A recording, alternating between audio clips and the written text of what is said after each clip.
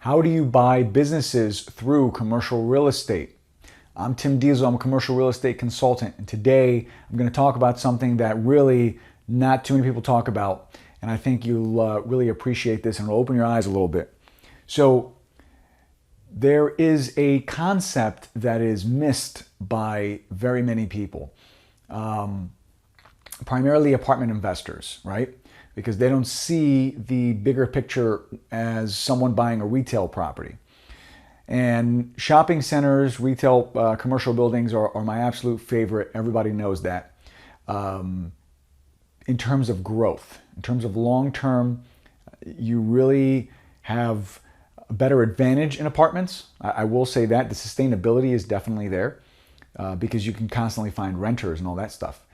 But if you're talking about a commercial property, a retail property, let's talk about some creative ways how you can really scale this to another level. And I'll tell you the story here that happened to me.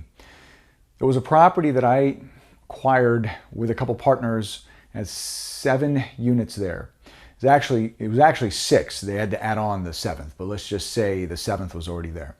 One of the businesses was failing, and the failing business came to the lead owner, so one of my partners, and he had said, listen, I'm having a tough time in this business.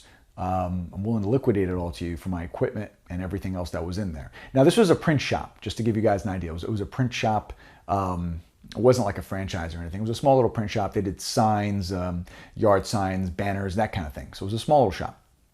And it was probably, I don't know, tons of equipment there, right? Printing equipment, all kinds of stuff. And the guy just didn't have enough money. He couldn't get rid of it. He couldn't pay rent. And a deal was struck. He said, listen, how about if we buy you out? Would that be beneficial? So we bought this business pennies on the dollar. I mean, absolutely pennies on the dollar. And it worked out very, very well.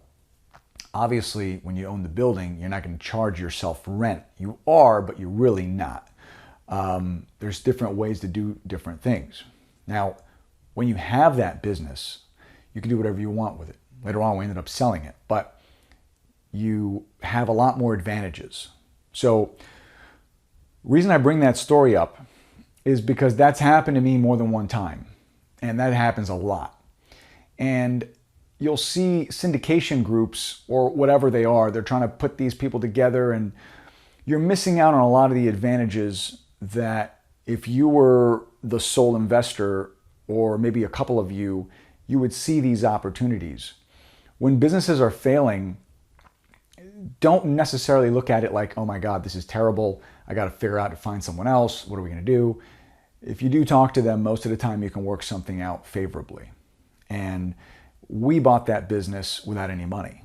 That's the exciting thing. So you're in a very, very privileged position sometimes if you can work out a lot of those deals. Now, in an apartment, you can't really do that. Even in an office, you can pull that off because it just depends on the type of business that's in the office building, right? Now, if it's an attorney, you're going to have a tough time doing that, unless you are an attorney, unless you want to take over their practice. A warehouse, you could even pull that off if it's a manufacturing company or whatever the case is. And you got to remember, there are so many ways, so many lucrative ways to make money in real estate. So a lot of you are writing me sometimes, and I love it. Keep sending that stuff in. Get creative with the way you contact me. I'm not very hard to get a hold of. You can email me. You could Google me, get my phone number, and text message me. I'll probably still get back to you guys. So it doesn't matter. I love it all. I'm here to help you guys out. There's so many different ways to look at a deal that if you're just looking at it from what's the cap rate or what's this, what's that, what can we do with it, you're missing out on a lot. You really are. What's surrounding the area, what was there, what wasn't there.